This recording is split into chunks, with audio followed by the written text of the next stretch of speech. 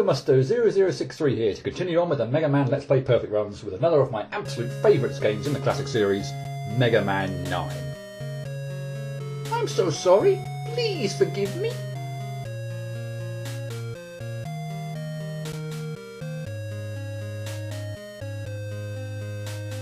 It is the year 20XX, and the world breathes a collective sigh of relief, now that Mega Man has once again put an end to Dr. Wily's plans for world domination.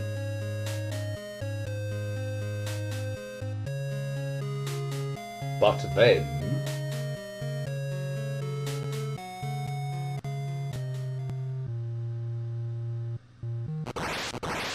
robots started going wild all over the world. Could these be Dr. Wily up to his old tricks?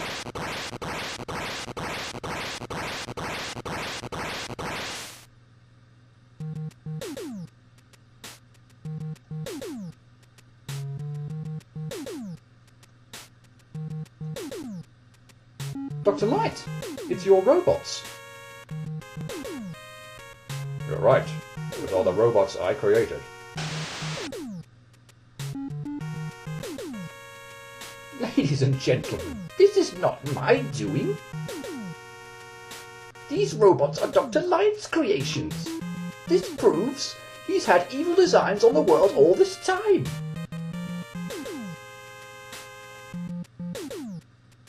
It's time I turned my efforts to world domination. Why don't you join me, Dr. Wily? I can't join you. I changed my evil ways. You need to stop this nonsense.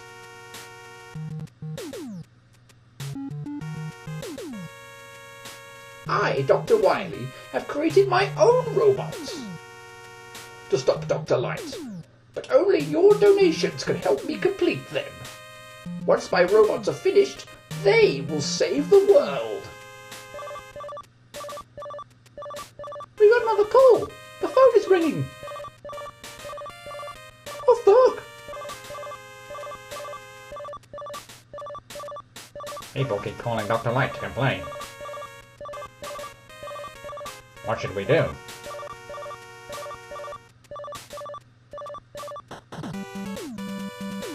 For starters, I'm going to do something about those robots. Thanks, Mega Man. Be careful out there. You haven't done this in a while. And nor have I. The end of March 2016 when I finished Mega Man 8, and while of course Mega Man and Bass did follow off of that, because I have no way of recording console footage for that game, I played a ROM version on the keyboard, and yeah, not doing perfect runs with that setup. So, from a perfect run perspective, yeah, it has been a while. Apologies for my atrocious voice acting there, by the way. But very quickly, before we get into the game proper, I thought I'd show you my challenge completion. And apologies for not showing the whole set of them, my bad. But there are 50 of them, and with a 98% completion rate, that means there's one I haven't accomplished. And how ironic that it should be Mr. Perfect. Complete the entire game without getting damaged. Will this affect your thinking as to whether I can perfect run all 8 of the Robot Masters? I wonder. And again, before we get into the game proper, since I'm unlikely to be making use of it, here's the shop of Mega Man 9, where you can purchase, among other things, lines, E-tanks, spike protection, reduced damage, and even an option to remove Mega Man's helmet, which will cause you to take double damage if you're after that little bit of an extra challenge.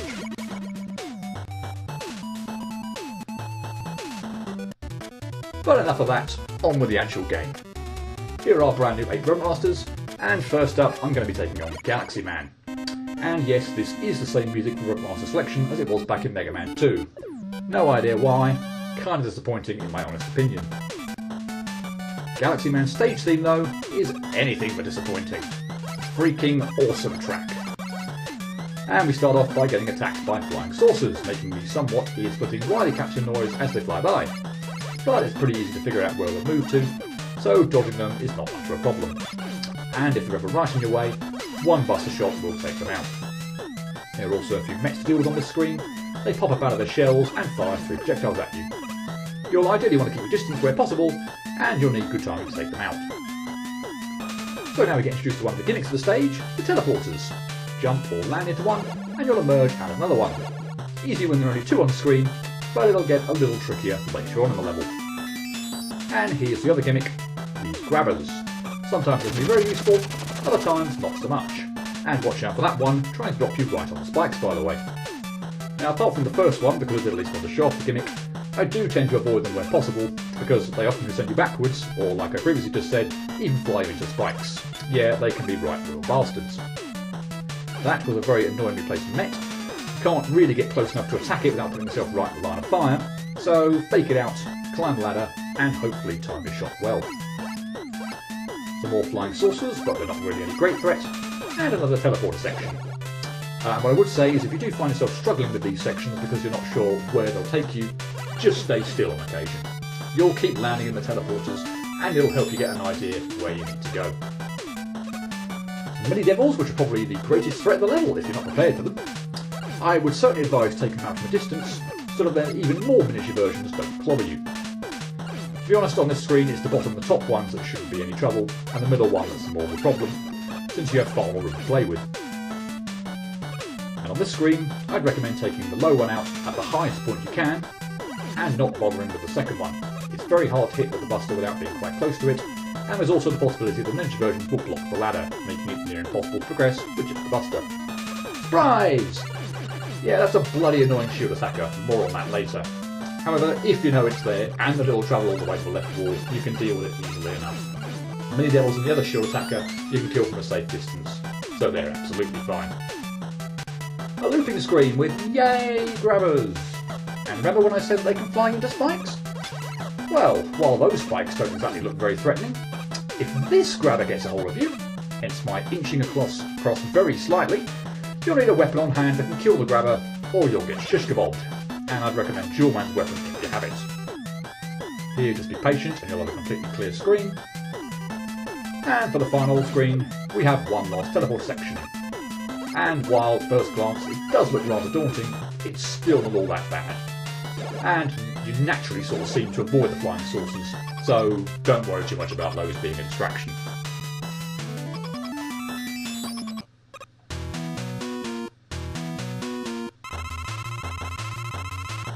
Galaxy Man, it should be no surprise as I do these Let's Plays in supposed perfect run ease order, and this is the first stage, is fairly straightforward. He has 2 moves.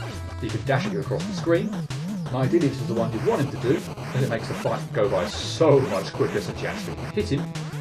Or he can go up to the ceiling, float a black hole down towards you, that sucks you toward it, appear at the bottom of the screen directly under the black hole, then float around at the top of the screen before plunging down. Both attacks are pretty easy to avoid. You simply jump over him if he dashes at you, and as long as you keep moving away from the black hole, you should get far enough away from him that he won't spawn in right on top of you. Oh, and obviously, just don't be standing under him when he plugs down. Accidental perfect run!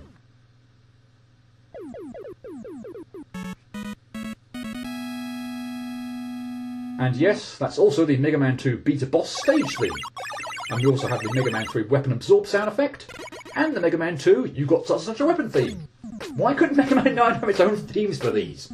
Minor nitpick I know, but it just seems really odd. Oh, and did I mention that the upcoming menu screen theme is the Mega Man 2 Password Select theme? Why? Regardless, Galaxy Man's weapon, the Black Hole Bomb, sucks up all minor enemies and can be really handy if everything's swarmed. And we also get a cutscene after beating one Robot Master, although it doesn't matter which one you beat. Oh no! The police have taken Dr. Light away! Dr. Light would never try to take over the world. This is definitely Wily's doing.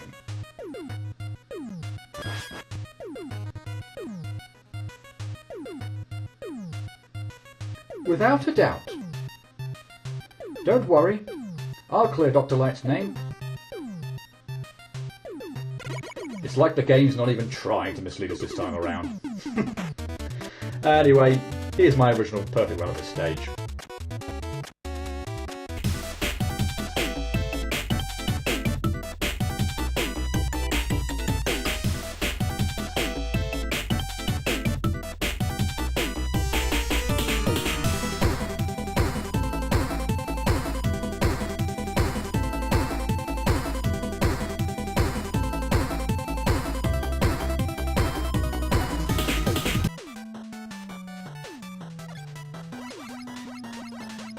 here I am, back with the black and white footage.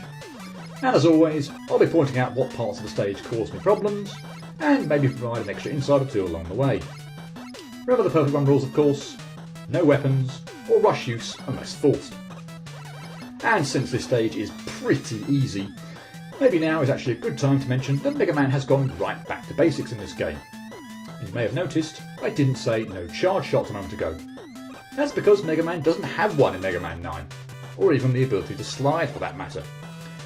And personally, while I'm not too bothered about the Charge Buster, as I tended not to use it all that much anyway, the slide has always been a nice feature for me from Mega Man 3 onwards. So no longer having it was definitely something that took me a little getting used to when I first played the game. And for those of you who are wondering if not having a slide slows down the pace of the game, I'd say not really actually. I mean, it obviously will a little, but certainly not noticeably in my opinion. And thankfully the stage is nowhere near as long as they were, for instance, in Mega Man 8. So despite not having a slide, you never feel like things are taking ages. Still no stage issues as of yet, so I might as well mention the very nice touch in the game's opening cutscene with Dr. Wily's Swiss bank account. The code to the account was 19-871-217. But we space it a little differently, 1987-12-17, you get a date, 17th of December 1987. And this is the date the very first Mega Man was released. So, like I said, nice little touch. And okay, now we're coming up on the one and only outtake I had on the stage, and perhaps you guessed what it was based on my earlier Let's Play commentary. Yes, it was that bloody shield attacker. I climbed the ladder and forgot it travelled all the way to the wall. So I hugged the wall and jumped, landing right on it. Really freaking annoying. Especially as I thought that there was a very decent chance that I could finally have a no outtake stage. And I gotta say, I wasn't especially optimistic about any of the other stages left in Mega Man 9 or Mega Man 10. Oh well. And one thing I didn't mention during my earlier Let's Play commentary was that you go for those power-ups at your own risk. There's a wall of spikes to the left and to the right, and a grabber just waiting to push you into them. Fun, right?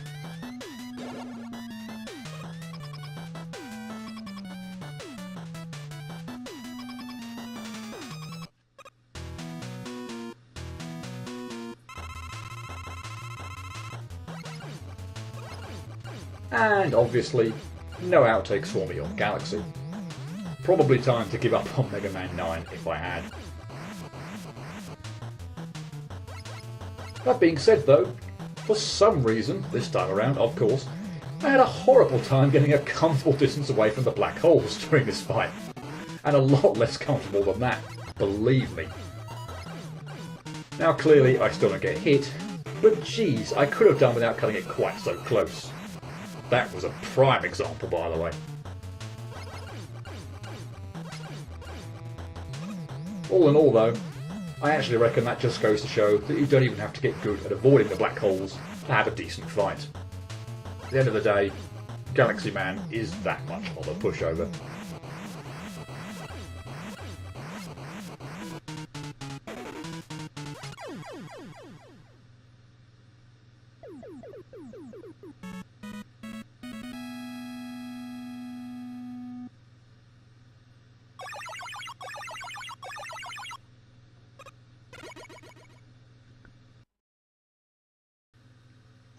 So yay, I'm up and running with Mega Man 9.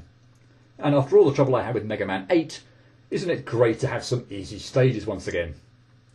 And to be honest, I don't just think this is the easiest stage in this game to perfect run, I think it's probably the easiest stage in the entire classic series to perfect run.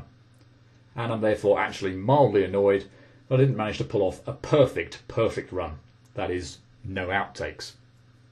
Let me stress again though, as I do for every first stage of a game, when trying to complete these perfect runs, I did no practice on any of the stages immediately beforehand.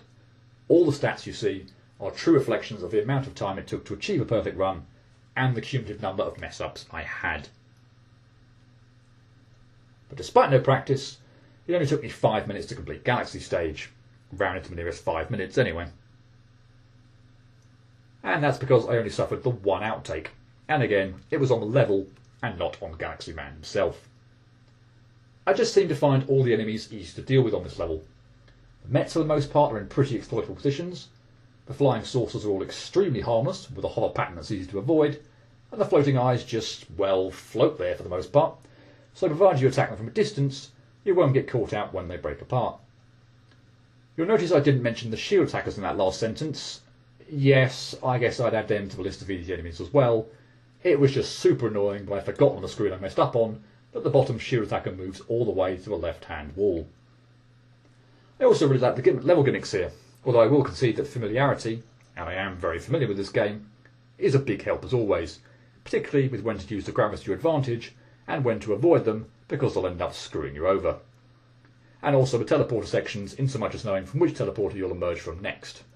But they're fun and pretty straightforward when you know what you're doing. As for Galaxy, as long as you keep your distance from him when he lands so you have enough time to jump over him should he dive at you, this is a very easy fight. His other attack, when he sends a black hole bomb down to try to suck you in, is simple to deal with provided you simply hold down a directional button. I'll admit there is a finesse to faking the black hole out when it's descending so that you already start out a distance away from it, but that's purely to speed up the fight and get a few extra hits in. But even if you struggle with this, as said, as long as you keep holding left or right, Galaxy won't frag you when he teleports in, and you'll be safe. 5 minutes and 1 failure? Despite that being that little bit annoyed I couldn't do a no outtake run, I couldn't exactly be unhappy with this, could I? Not exactly going to come as much of a shock, but I give Galaxy a 1 out of 10. And he becomes the 11th member of the club, alongside Heat, Top, Magnet, Hyperstorm H, Toad, Gravity, Gyro, Knight, Tomahawk and Spring. It's an easy yet fun level with a very easy Robot Master at the end.